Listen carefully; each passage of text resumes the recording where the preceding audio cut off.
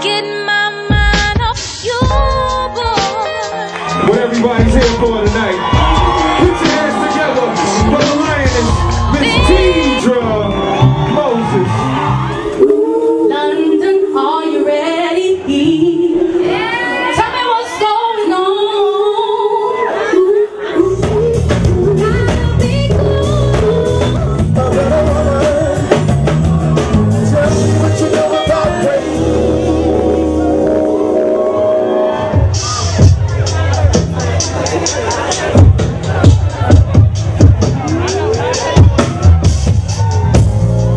We are filming for Community ITV at the Jazz Cafe. It's SOULGIGS, and I am here with the wonderful, amazing songstress, Teedra Moses.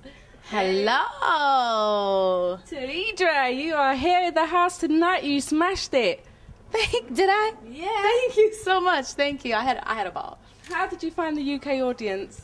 I love the UK's audience. The first time I ever heard people sing my songs with me was at this very place in London.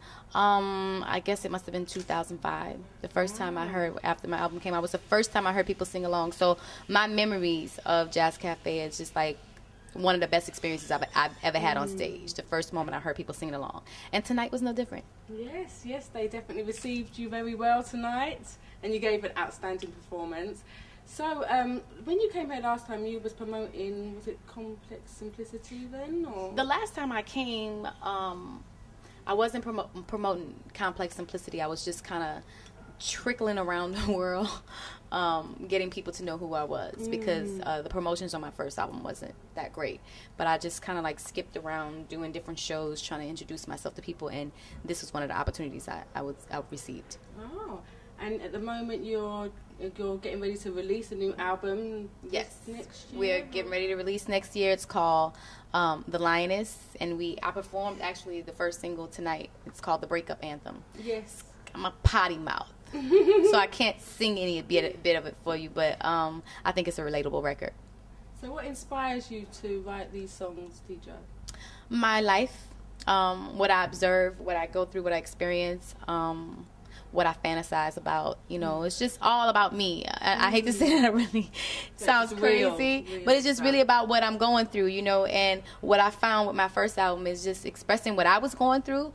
Other people were going through it too, and you know, I see the young ladies singing, or even the guys singing along, because even though I may be singing from a woman's perspective, maybe my approach to it, a guy can receive better, you know. So I just sing what I feel in my heart.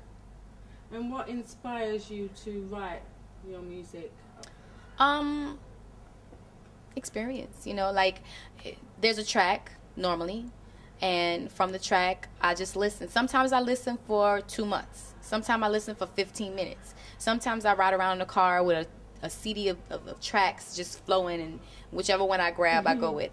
Then, you know, sometimes if this is a really great producer, we start from scratch, you know. So I'm just inspired by my love for it. First of all, anything that you can do that you feel you can do well and people have told you can do well gives you great confidence. So I'm just inspired to make music because it's what I've been blessed with. God gave it to me, so I just want to spread it out.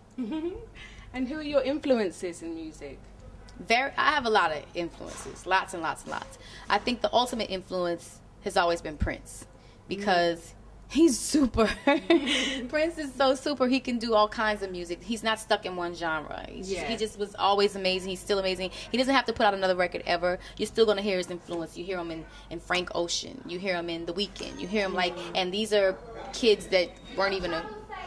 Prince is still influencing artists today that, you know, weren't even of age to be around when a Prince release even came out. You know, Frank Ocean, The Weeknd, these kids are influenced by Prince. So I think that he's probably one of my major influences. When it comes to female vocalists, I would say Chaka Khan, Tina Marie, Anita Baker.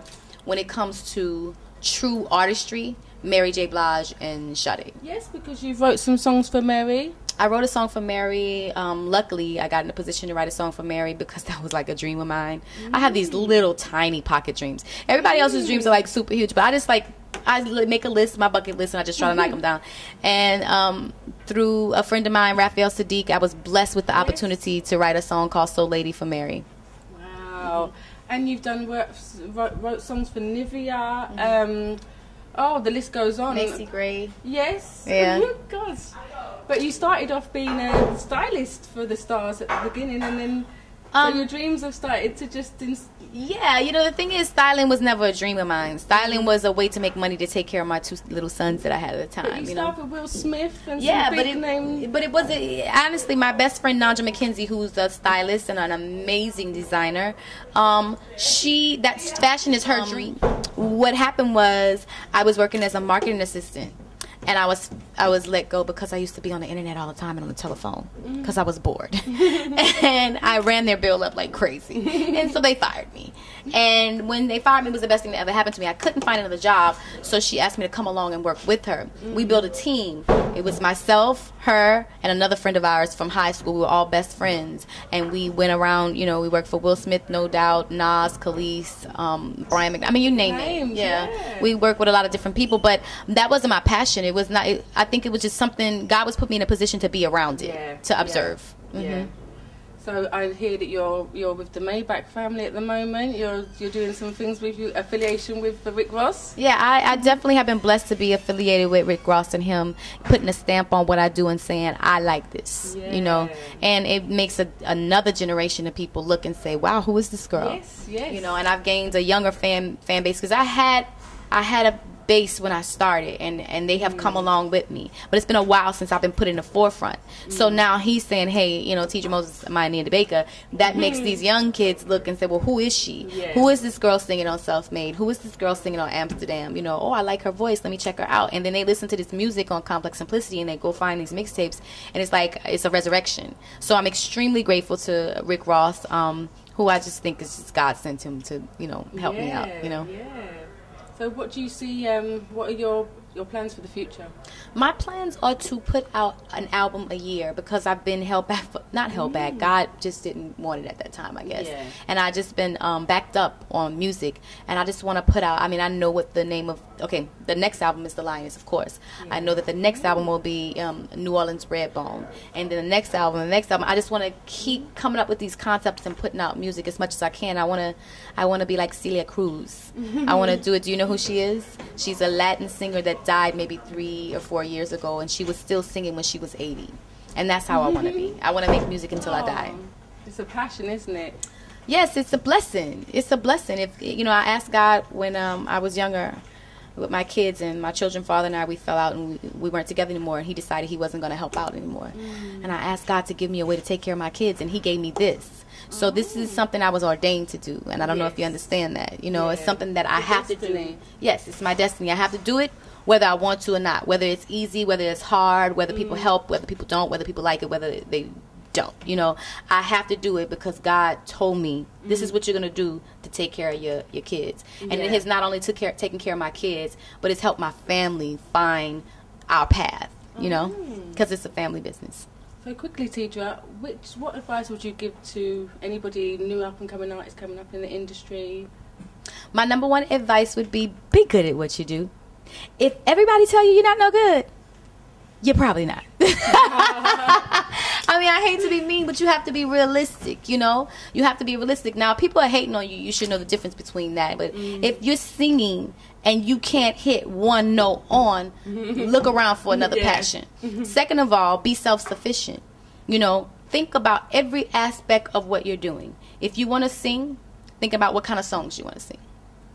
If you want to sing and you want to perform, think about how you want your stage show to go and what vibe you want to give.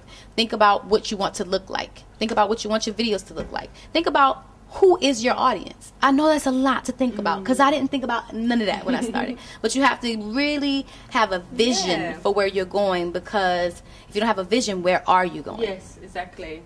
That's a good piece of advice there. Thank you. Thank you, Teedra. It's been a pleasure speaking to you, and I wish you all the best of luck in the future with your new album. Thank you. God bless. You're welcome. This is Natalie Taylor. I just interviewed the wonderful Teedra Moses. See you later. Hey, what's up? It's Teedra Moses, the Lioness, and when I'm in town, I watch Community Eye TV.